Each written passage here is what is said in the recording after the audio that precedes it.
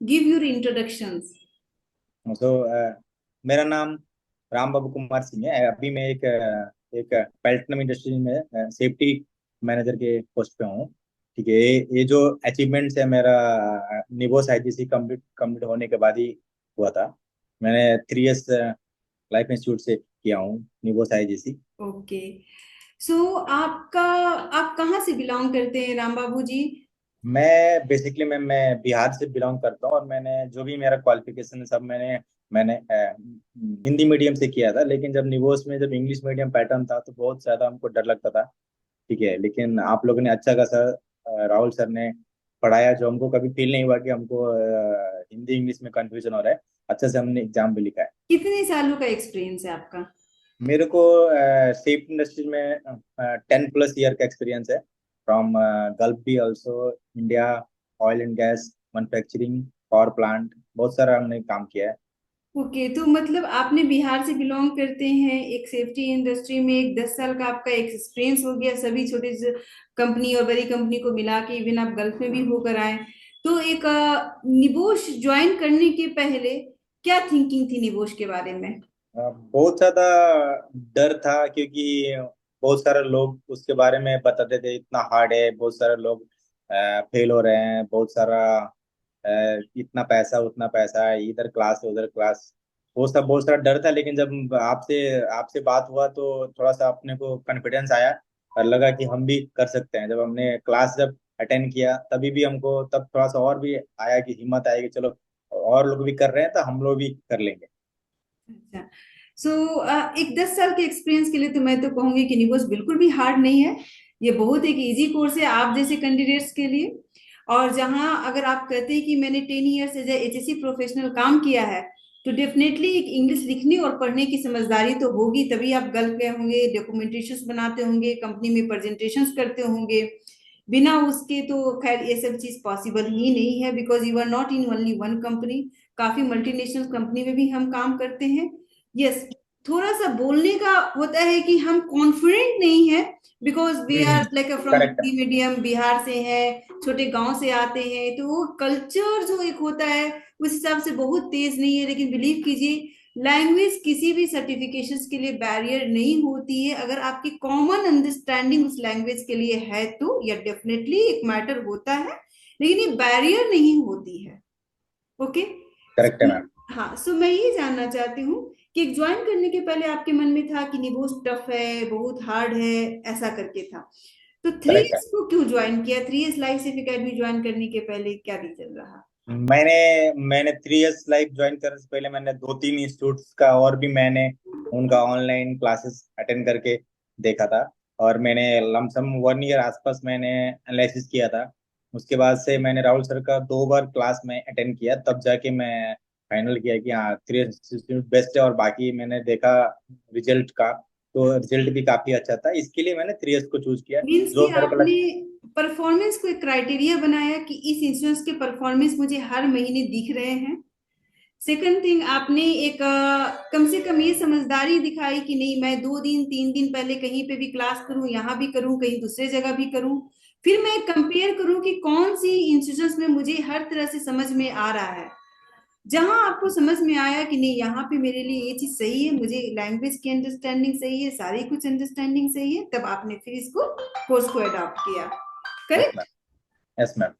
Third thing क्या है कि ये जो कोर्स है 10 इयर्स बाद आपने ज्वाइन किया, तो निबोस कोर्स आपके करियर के लिए कैसे बेनिफिशियल है? क्या सोच के कि क्या रियली में ये बेनिफिशियल है, क्या डिमांड में है ये कोर्स? नहीं, फर्स्ट ऑफ ऑल मैम, मैं इसके पहले एक कंपनी में था, एक मैं डीजीएम के पोस्ट पे काम कर रहा था।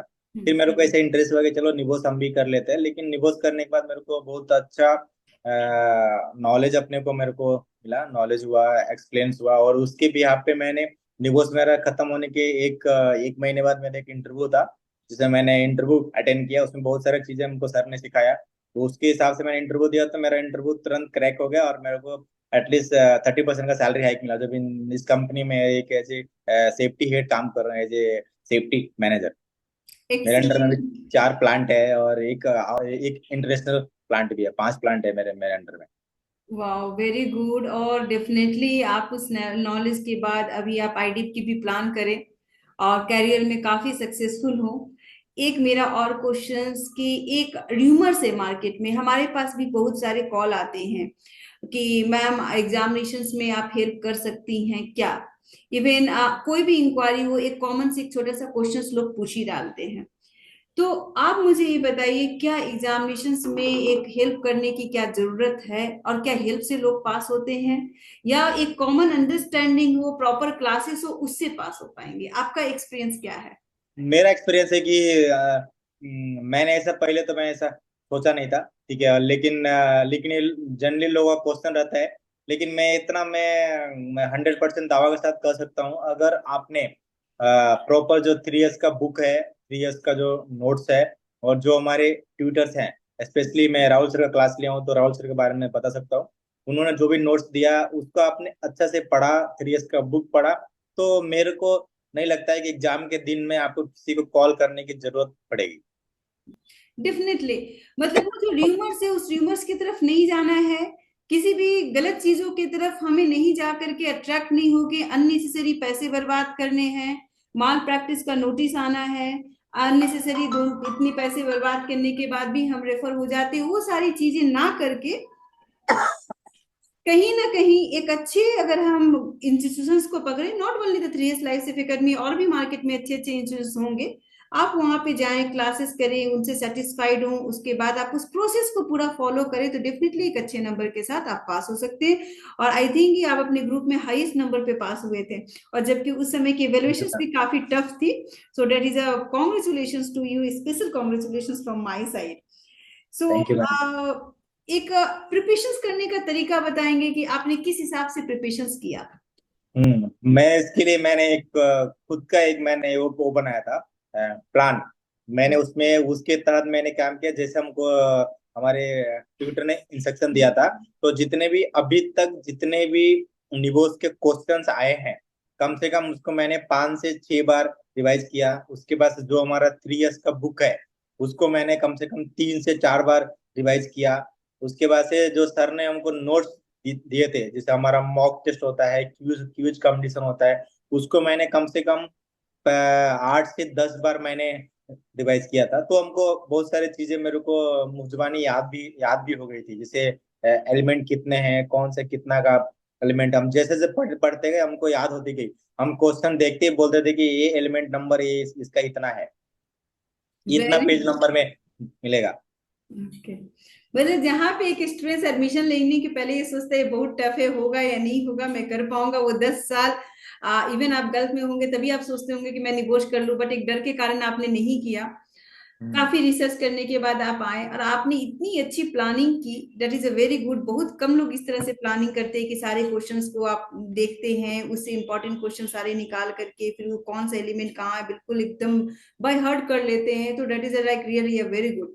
इवन दो एग्जामिनेशंस के समय मैं कहती हूँ या पूरे जर्नी के दौरान एक कोई बैरियर्स होता है, जैसे टाइम मैनेजमेंट, बिकॉज आप वर्किंग हैं, तो वो सबसे बड़ा एक बैरियर होता है। बहुत सारे लोग कहते हैं मैं 12 घंटा ड्यूटी कर रहा हूँ, मैं कैसे करूंगा। बट इफ अगर आप पूरे बैचेस को देखें तो सारे लोग वर्किंग है एक्सेप्ट एक या दो लोगों को छोड़ करके। तो क्या ये बहुत बड़ा बैरियर है पास करने यस, के लिए? यस मैम, 100% बैरियर है। अपने को उसमें से ही टाइम निकालना पड़ेगा।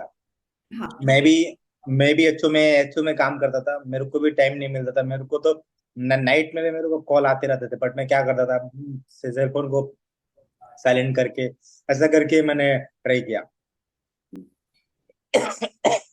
डेफिनेटली। और जब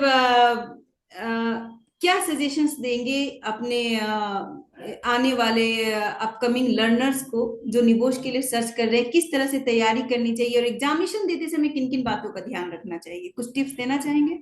यस, 100%। मैं इतना ही कहूंगा सिंपल सा वर्ड में, अगर जो भी हमारे डीएस के जो ट्यूटर्स हैं, उन्होंने क्या आपको गाइडेंस दिया है, तो उसको आपको फॉलो करना है। और क्या बुक्स दिया है, उसमें कीवर्ड्स दिए हैं, उनको प्रॉपर फॉलो करना है, जैसा सर ने बताया उसके हिसाब से आपको लिखना है। इसके अलावा आपको कुछ करने की जरूरत नहीं है। 100% आपका अच्छा रिजल्ट आएगा।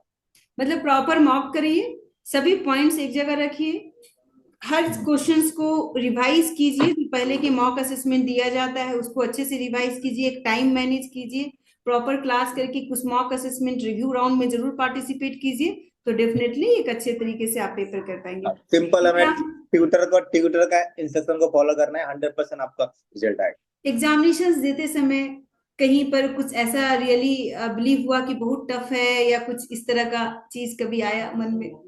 नहीं, ऐसा फील नहीं हुआ, क्योंकि हमने ऑलमोस्ट, सर ने हमको पूरा सिलेबस पढ़ा दिया था और हम्म। क्वेश्चन सारे सिलेबस में से थे, तो हमको कभी अनकंफर्टेबल लगा ही नहीं। एक ओपन बुक एग्जामिनेशन, हम लोग क्लोज बुक एग्जामिनेशन देते हैं, खासकर हमारी जो पैटर्न है बचपन से लेके आज तक की क्लोज बुक है, रट लो एग्जामिनेशंस लिखो। हम्म। आपको क्या डिफरेंस फील हुआ ओपन बुक और क्लोज बुक में? मैम, ओपन बुक का एग्जाम बहुत हार्ड है compare to close book. Okay, तो दोनों में बेहतर कौन है? मैं तो बेहतर करूंगा क्लोज बुक अच्छा है, क्योंकि ओपन बुक में ओनली 1 पेज का स्टोरी दिया है, उसमें से आपको 15 पेज लिखना बोलेगा तो बहुत डिफिकल्ट है, बहुत सारे माइंड्स की जरूरत है। बट नॉलेज किस में ज्यादा है? नॉलेज बोलेगा तो जो मतलब हम ट्यूटर्स को फॉलो किया, गाइडेंस लिया, बुक से नॉलेज लिया, उसी से हमको नॉलेज इंप्रूव किया, और जब मॉक टेस्ट किए तो हमको फायदेमंद हुआ। अगर कोई पूछे आपसे कि 3 इज लाइफ सिर्फ एकेडमी को ही क्यों ज्वाइन करूं, तो क्या रीजंस देंगे? एक दो पॉइंट्स।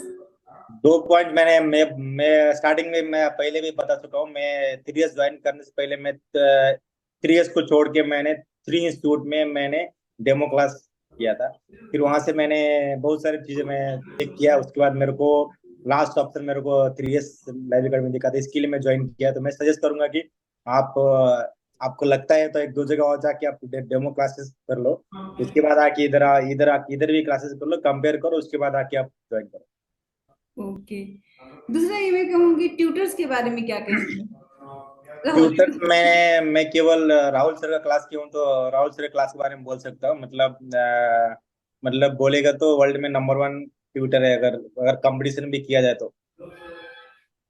ओके, चलिए, थैंक यू सो मच। सबसे पहले तो कॉन्ग्रेचुलेशंस, इतने अच्छे नंबर्स आए, आपके पास सर्टिफिकेट पहुंचा, कैसा लगा जब सर्टिफिकेट मिला? और आप सबसे पहले तो बताइए वो फीलिंग क्या थी जिस दिन आपकी निवोस की रिजल्ट आई?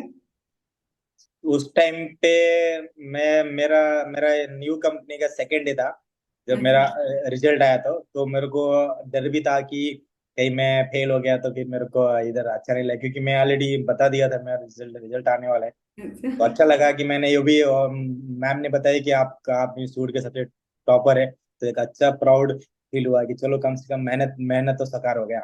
हाँ, मतलब वही मैं कहना चाहती हूँ, एक जो डर होता है, पता नहीं, मैं एक छोटे से गांव से हूँ, हिंदी मीडियम हूँ, और उस वो इतने सारे लोगों के साथ पढ़ रहा है, उसमें बहुत सारे इंग्लिश मीडियम के लोग भी हैं, तो कम से कम एक प्रूफ तो हुआ कि मेहनत जो होती है ना, वो हर चीज को ब्रेक करती है। और मेहनत राइट। करना इसलिए जरूरी है क्योंकि हमें अपनी स्किल और नॉलेज को बढ़ाना है, हमें सर्टिफिकेट्स नहीं लेना है केवल। सर्टिफिकेट्स लेके आप ग्रो नहीं कर सकते, लेकिन नॉलेज और स्किल लेके आप ग्रो करेंगे। तो उस चीज राइट। के ऊपर हम हमेशा फोकस करते हैं कि एकदम बिल्कुल आप लोग थोड़ी सी मेहनत जरूर कीजिए, और जो मेहनत करके जब सर्टिफिकेशन आएगी उसकी खुशी अलग होती है। नहीं नहीं, मैं पहले से निबोस क्लास करने के बाद पहले से अपना नॉलेज बहुत सारा इम्प्रूव हुआ, बहुत सारे रूल्स एक्ट हमको पता चला, कैसे कम्युनिकेट करना है, कैसे कैसे अभी हमने 1 पेज से 15 पेज लिखा था, हमारा जो ईमेल लिखने का जो हमारा शैली था वो भी चेंज हो गया। ओके। पहले ईमेल लिखने के लिए हमको सोचना पड़ता था, अभी जब ने इतना मॉक टेस्ट हमने बनाया ना, तो हाँ, अभी हमको ईमेल ईमेल लिखने के लिए बहुत बेनिफिट आ रहा है। मतलब इंग्लिश भी आपकी बहुत अच्छा इंप्रूव हो गई, आप ये कहना चाहते हैं, क्योंकि इतना हाँ लिखते मतलब। लिखते प्रैक्टिस हो गई, पढ़ाई छूटी हुई थी, कभी हम हाँ। लिखना ही छोड़ दिए, तो हमारी जो पढ़ने की जो प्रैक्टिस थी बिल्कुल गायब हो गई थी। हमने उसको इतने 1 महीने कंटिन्यूअस जो प्रैक्टिस की, अब हमें लग रहा है कि हम आगे बहुत कुछ कर सकते हैं। हाँ, पहले ईमेल लिखने में बहुत तकलीफ होता, अभी ईमेल लिखने के लिए कोई दिक्कत नहीं, क्योंकि इतना सारा मॉक टेस्ट किया तो इजी में ईमेल आदमी लिख लेता है। ओके।